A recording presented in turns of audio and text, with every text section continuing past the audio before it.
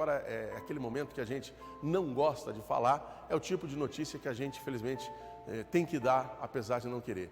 Você acompanha agora, toda a comoção e tristeza da família da pequena Tayla, de apenas 1 ano, que mal completou 1 ano de idade. Ela fez aniversário na última sexta-feira, meu amigo. Meu senhor, minha senhora, ela fez 1 ano na última sexta-feira. Um dia depois, ela acabou sendo morta na madrugada de sábado para domingo pelo ex-namorado da mãe. Ela mantinha um relacionamento com um monstro e não sabia. Ela colocava um monstro dentro da casa dela e não tinha noção disso. Um homem que já tinha passagem pela polícia por roubo, inclusive. A Lana Coelho, a nossa repórter Lana Coelho, com imagens do Paulo Leal e também do Felipe Abreu, e ainda do nosso querido Olho de Boto, todos eles, toda a nossa equipe empenhada para trazer essa informação para você. Então, 3 cinegrafistas, mais a nossa repórter, foram acompanhar esse caso de perto e nós vamos trazer para você momentos de tristeza, infelizmente, no velório. A Lana conversou com o delegado que nos traz mais informações. Enfim, é uma notícia que a gente não quer dar, mas é preciso. Para quê?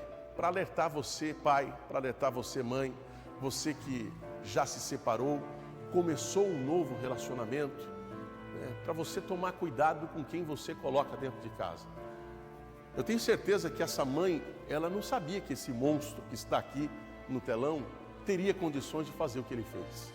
Eu duvido que essa mãe imaginava que esse monstro que está aqui, aqui atrás, ele teria coragem de tirar a vida de um anjo de apenas 1 ano de idade. Ninguém tem na testa escrito se é bandido, se é assassino, o que é. Por isso que você, antes de colocar qualquer pessoa dentro da sua casa, veja quem é essa pessoa, conheça ela primeiro.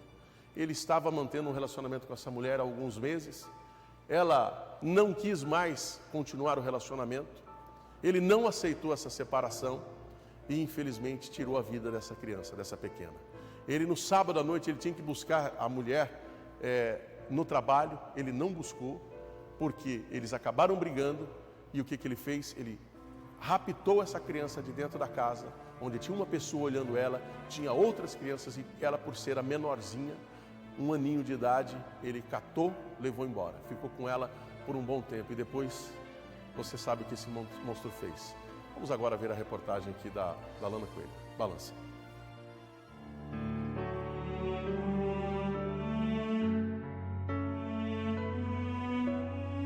Dor, tristeza e revolta marcaram o velório da pequena Tayla Cristina Ferreira, que na última semana havia completado 1 ano de idade. Ela teve a vida interrompida por quem deveria protegê-la, o padrasto.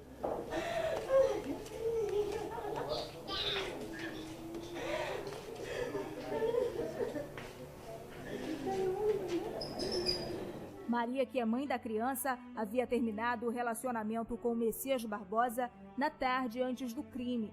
Ela foi trabalhar e só voltou para casa pela madrugada.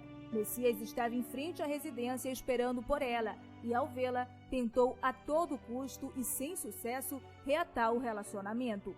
Durante a discussão, Messias tentou agredir a namorada com um capacete. Desesperada, ela correu pela ponte e entrou nesta casa para pedir ajuda. Foi neste momento que Messias retornou à residência da namorada, onde estava a bebê, entrou no imóvel, pegou a menina e fugiu. Foi tudo muito rápido. Quando Maria voltou para casa e percebeu a ausência da filha, entrou em desespero. Ela gritou por vizinhos e chamou a polícia. Familiares da bebê foram em vários locais atrás de pistas que pudessem levar ao paradeiro do acusado. Sem informações de Messias e da criança, eles decidiram voltar para casa. Após raptar a enteada, o acusado foi visto sondando novamente a residência. E a suspeita é de que ele estivesse atrás da mãe ou de outro enteado para praticar mais um crime. Ele chegou a voltar ainda, mas ele veio por esse lado, porque ela atravessa para o Zerão. Ele veio sem a gente conseguir enxergar ele, fica um holoforte aqui e fica um monte de mato, ele conseguiu e ele queria pegar outra criança, na verdade. E aí foi na hora que ele viu que a gente estava voltando para lá, aí ele se escondeu e as crianças viram, mas ficaram com medo de falar.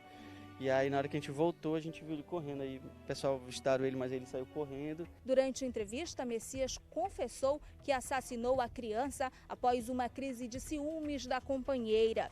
Ele contou ainda que depois de sequestrar a menina, a trouxe aqui para a sua residência. Ao chegar no local, a bebê começou a chorar. Com raiva da mãe, ele disse que decidiu pegar a menina e jogar na área alagada. Eu levei para casa a nenenzinha dela, coloquei na cama em casa e aí depois ela dormiu um pouquinho, depois ela começou a chorar e eu peguei a nenenzinha de volta, falei, vou levar de volta no casa. E aí eu arriei ela. No lago? Uhum. E foi embora? E foi embora, eu nem a moto eu não quis pegar, mas eu saí chorando na rua. Desesperado, saí chorando na rua. Em seguida, Messias ligou para familiares e avisou que havia feito uma besteira. Pela manhã, o irmão dele foi até o local indicado, encontrou o corpo da criança boiando e chamou a polícia. Ele joga a criança numa área de alagado. E muito comum aqui no Amapá áreas de ressaca, onde existe muito meio líquido, né? Então, ele colocou a criança em meio a uma área desprotegida, a criança, evidentemente, submergiu, né, e morreu por afogamento. E ele abandona a criança, isso por volta de 1h da manhã, né? Local escuro, com baixa luminosidade, sem ninguém ali no local. Ele abandona a criança, evidentemente submerge e morre por afogamento. Ele foge do local, abandonando realmente, sabendo exatamente o que estava fazendo, agindo de forma pré-ordenada, intencional, vai embora dali, se esconde na casa da irmã e revela para a irmã a besteira que tinha acabado de fazer. O assassinato chocou a população e teve grande repercussão aqui em Macapá. Todo mundo queria ver o assassino da pequena Tayla atrás das grades. Algumas horas após o corpo dela ser encontrado, Messias foi preso. Ele estava escondido em uma casa na zona norte da capital e já planejava fugir do estado. Após o resultado da perícia que confirmou o afogamento, a Polícia Civil indiciou Messias por homicídio qualificado pela impossibilidade de defesa da vítima e por motivo torpe, que é quando o crime causa revolta à comunidade. Nós tivemos contato por telefone com o médico legista que realizou a necrópsia da criança, e ele foi bem transparente conosco em afirmar que a causa morte foi o afogamento. De toda forma, nós pedimos quesitações extras, como, por exemplo, exame sexológico na criança, para saber se ela sofreu abuso sexual antes de ser jogada lá na área de alagado. E pedimos, em caso positivo, coleta de material biológico para confronto. Agora, o médico já adiantou que a causa não observou inicialmente nenhum tipo de situação sexual e que observou apenas a morte por afogamento. Observou também algumas lesões no rosto da criança, na região aqui da bochecha, um pouco na cabeça, mas nada que justificasse a causa-morte, que fosse a causa-morte. A causa-morte foi o afogamento. Com os sonhos interrompidos e sem poder festejar o primeiro ano de Tayla, hoje o pedido é para que Messias fique preso e pague pelo crime. A gente nunca imaginava que ele fosse ter tanta crueldade, tanta maldade de matar uma criança que tinha acabado de fazer 1 ano. Foi muito triste pra gente não poder comemorar nem o aniversário dela. A gente ia comemorar na quinta-feira, porque quinta-feira a mãe dela também está completando 1 ano. E a gente não teve essa oportunidade, ele tirou da gente. A família é humilde e agora na casa restam apenas a saudade e a caminha que Tayla dormia antes de ser assassinada. Eu quero justiça para minha filha. Ela é só um bebê e tirou a vida da minha filha e matou ela afogada.